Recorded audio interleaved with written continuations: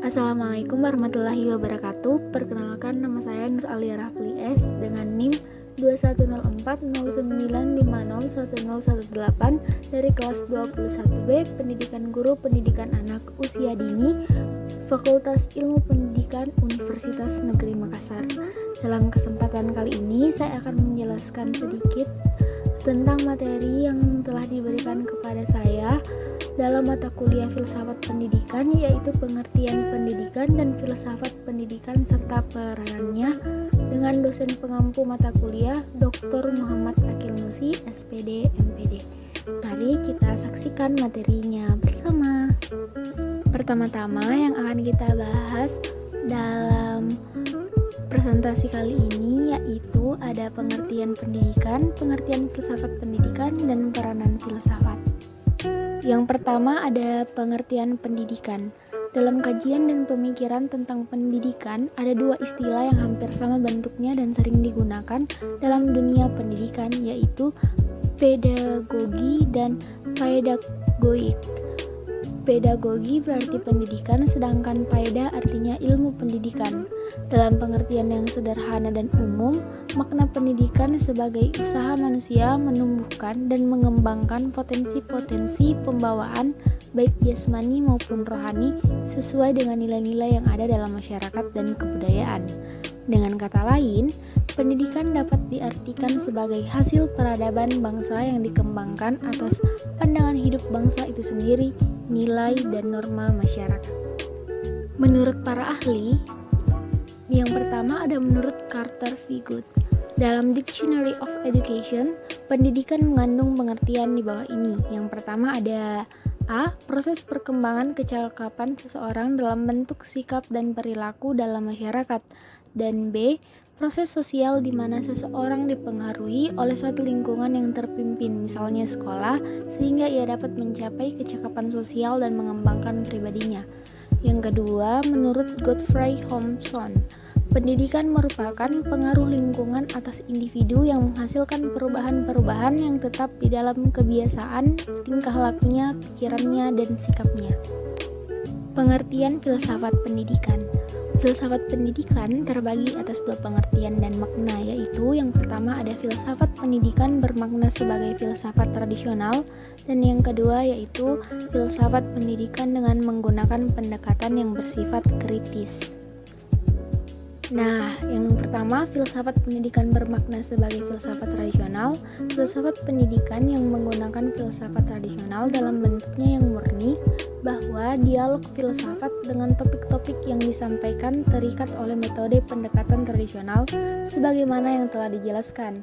Contoh yang dapat dikemukakan yaitu seorang filsuf yang sampai kepada suatu pemecahan masalah, metafisika, dan teori nilai.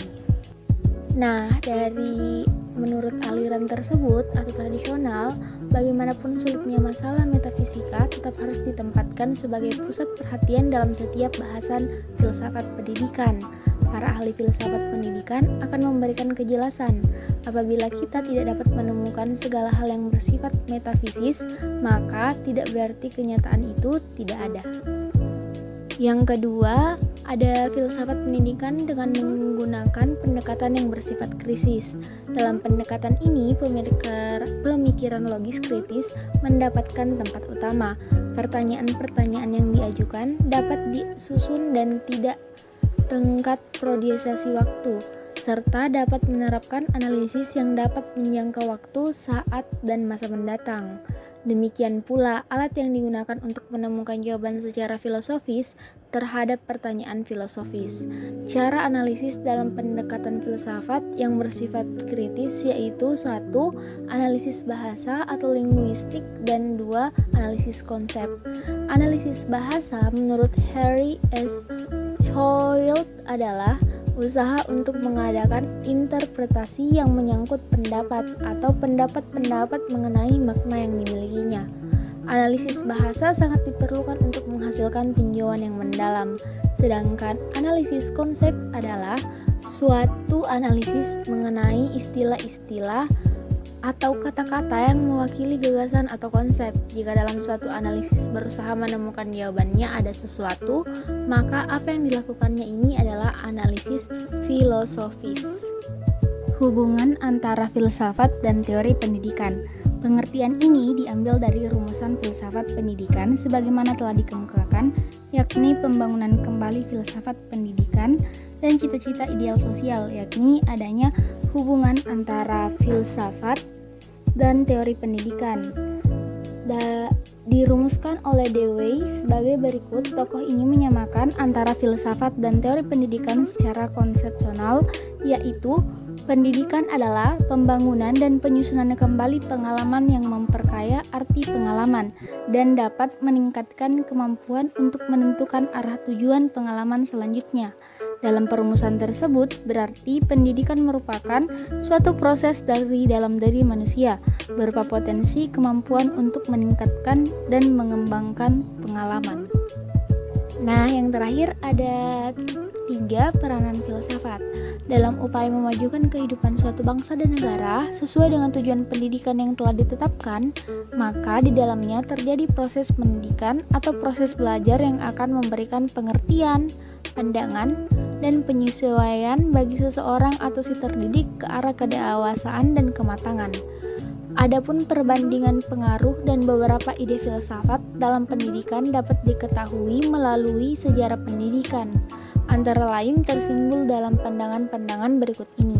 Yang pertama ada aliran empirisme, 2 nativisme dan naturalisme, 3 teori konvergensi yang terbagi atas 4 fungsi, yaitu fungsi spekulatif, fungsi normatif, fungsi kritik, dan fungsi teori bagi praktik. Dengan kata lain, ide filsafat telah memberikan asas sistem nilai dan atau normatif bagi peranan pendidikan yang telah melahirkan ilmu pendidikan, lembaga-lembaga pendidikan dengan segala aktivitasnya, sehingga dapat dikatakan bahwa filsafat pendidikan sebagai jiwa, pedoman, dan sumber pendorong adanya pendidikan. Itulah antara lain peranan filsafat pendidikan. Nah, kita sudah sampai di penghujung. Terima kasih. Semoga apa yang disampaikan dapat bermanfaat dan menjadi pembelajaran. Apabila ada kesalahan ataupun kekurangan, saya sebagai manusia biasa memohon maaf. Terima kasih. Sampai di sini. Wabillahi taufiq wal hidayah. Wassalamualaikum warahmatullahi wabarakatuh.